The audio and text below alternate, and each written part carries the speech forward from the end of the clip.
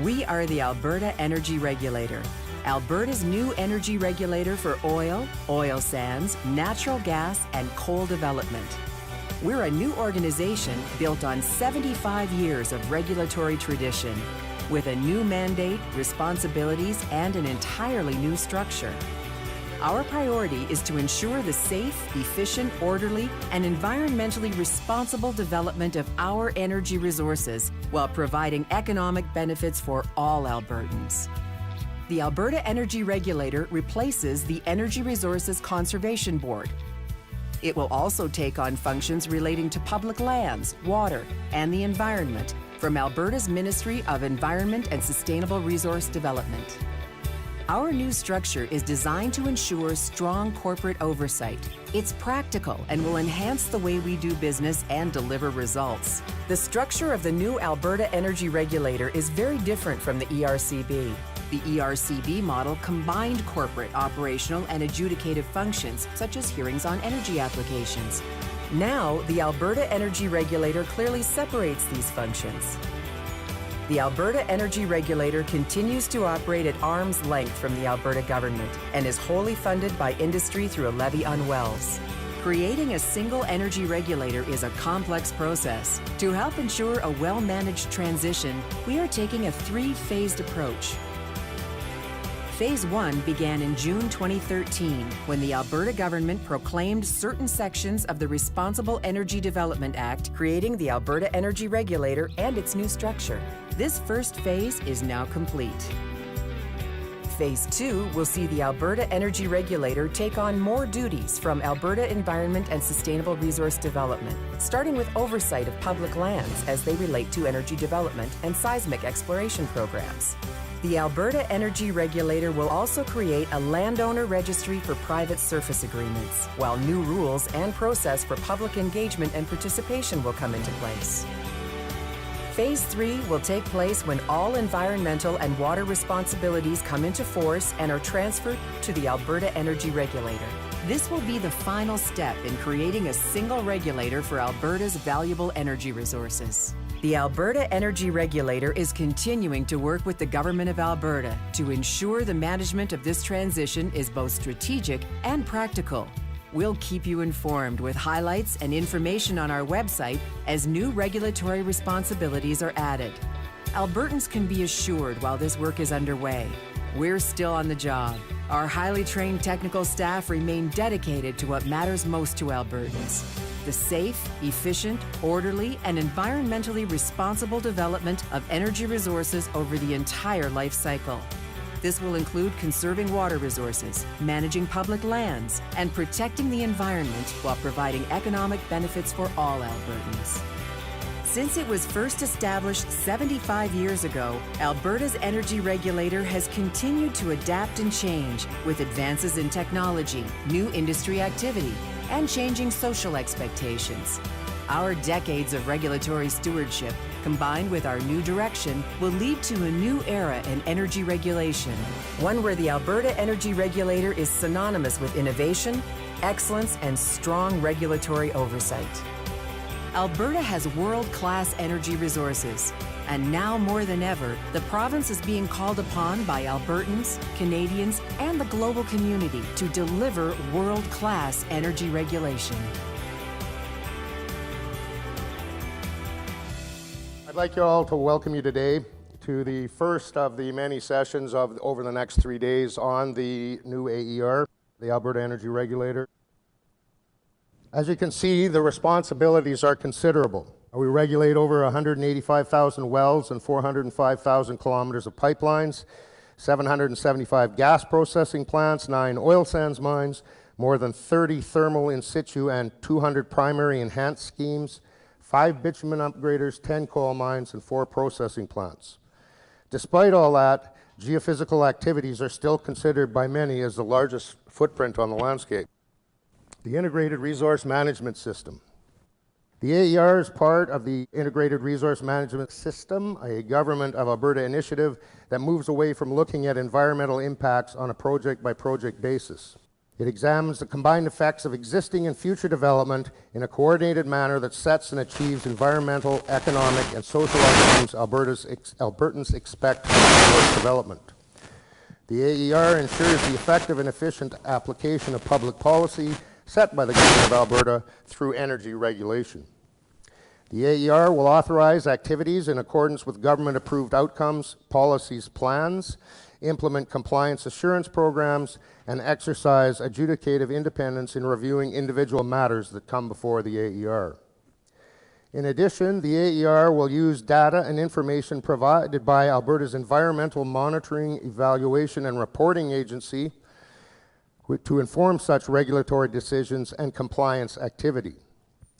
The Aboriginal Consultation Office, the ACO up there, once operational, will implement new policy to improve First Nations consultation in Alberta by strengthening the consultation process for all involved parties and thereby help ensure that Albertans' legal duty to consult continues to be met in a way that respects treaty rights. This office will manage all aspects of First Nations consultation. The Project Management Office, the PMO, manages the interface between policymakers and the regulator by making sure that natural resource policies, outcomes, and actions are fully integrated, developing an enhanced engagement framework, and ensuring development of a common risk assessment and management approach for policy development and assurance. As you can see, they're all interrelated. It's a phased-in approach. Creating the AER was a complex undertaking that requires careful implementation. For this reason, the Government of Alberta is taking the time to ensure a well-managed transition through a three-phased approach. Phase 1, which occurred in June 2013, involved the government proclaiming certain sections of the Responsible Energy Development Act, resulting in the launch of the AER and its new governance model. Phase 2 begins the transfer of additional responsibilities to the AER, beginning with public land and geophysical jurisdiction and the private surface agreements registry. New rules and processes for public engagement and participation will be in effect as of November 30th, 2013.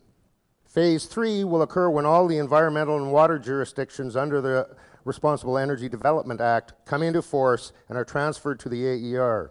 This phase represents the final step in creating a single regulator for upstream oil, oil sands, natural gas, and coal development in Alberta, and all of these phases are to be completed by spring of 2014. Alberta doesn't exist in isolation. We are part of a continent-wide, even worldwide energy matrix. For this reason, the AER is benchmarking itself against regulators from around the globe. This is critical. Alberta has world-class hydrocarbon resources, and now, more than ever, our province is being called upon to deliver best-in-class energy regulation.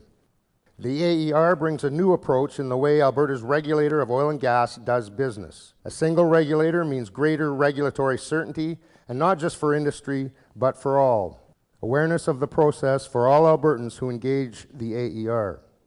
It introduces greater efficiency into the regulatory process. It gives us a social license to carry out all of our regulatory activities, and it ensures there is an adjudicative independence in Alberta's regulatory process. It also allows us to regulate the full cycle of resource development, which in turn translate into better environmental performance. It means we form a part of a larger integrated resource management system, and that it allows us to show that we are committed to being a transparent organization. Under the Responsible Energy Development Act, the AER will accept applications, issue and administer dispositions related to upstream oil and gas, geophysical and coal activities, conduct inspections, respond to complaints, and administer the compliance and assurance programs. We are committed to making this transition as smooth as possible. Information and contacts related to geophysical explorations are available on the AER website at aer.ca. The 1-780-427-3932 number, which most of you are familiar with, will now become 427-2876. We expect, though, that all of the calls that will be coming regarding geophysical will be coming into a central call center. That's the 1-855 number, 297-8311. And any email inquiries, it's just simply inquiries@aer.ca. What's not changing? The rules, the exploration regulation, and the directives which can be found at that website address. Specified enactments have deleted Section 24 of the regulations, though there are some exceptions to this. That's the 10-day turnaround time. And Directive 3, which was an appeal process, was geared towards the old ESRD forestry hierarchy. We have to change that. I'll speak to it in a bit. Section 24 was made inapplicable to the AER in an effort to harmonize all application and decision-making processes under the specified enactments and energy resource enactments in a single process. This objective was actually outlined in the Blue Book, Enhancing Assurance, in May 2011. Other similar provisions with specific requirements in other specified enactments were all treated in the same fashion. The Consolidated Rules of Practice and Consolidated General Regulation are put together by the Queen's Printer. Also, what's not changing is the fee amounts.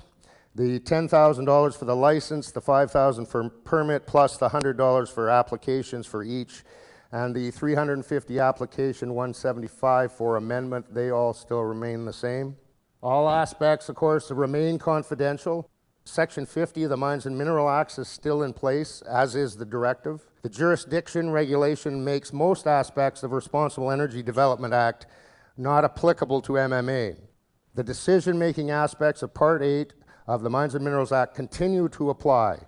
Example, there's no requirement for public notice, no hearings on applications, no regulatory appeals of decisions, as you will hear with the public lands applications. There is also no private surface agreement registry, which is the landowner registry. If they want to register it with the AER, they can. Contact information. You're familiar with the district forestry officers. The regional land use officers are the main contact for pre-applications, and they will triage these applications, at least for now, and send to the appropriate reviewers. They will be your main contacts for now until districts and people are finalized. When the acts came over to the AER, the Mines and Minerals Act was assigned to the existing applications group. Thus, from our main webpage, you will go through the applications process drop-down menu under the Applications and Notices tab to find the Mines and Minerals Act related materials, the directives and those sort of things. That's that Applications and Notices website.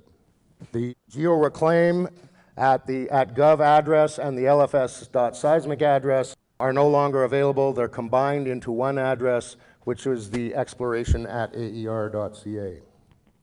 The application fees, I think I mentioned this already, they're all remaining the same. Fees and deposits for licenses, permits, and unique identifier applications must be now made payable to the Alberta Energy Regulator. The application and the amendment fees will still be paid to the Government of Alberta. You'll find that all of the directives have been rebranded, although I just mentioned number 3 is still in a future state.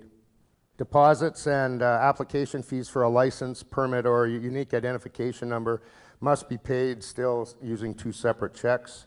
The Department of Energy is still collecting through their system for program application and amendments. That's why it's going that way. Again, Directive 3 was an appeal process in ESRD hierarchy. The AER hierarchy hasn't been finalized to that point yet. We will be addressing that directive when it is. These are the land use regions.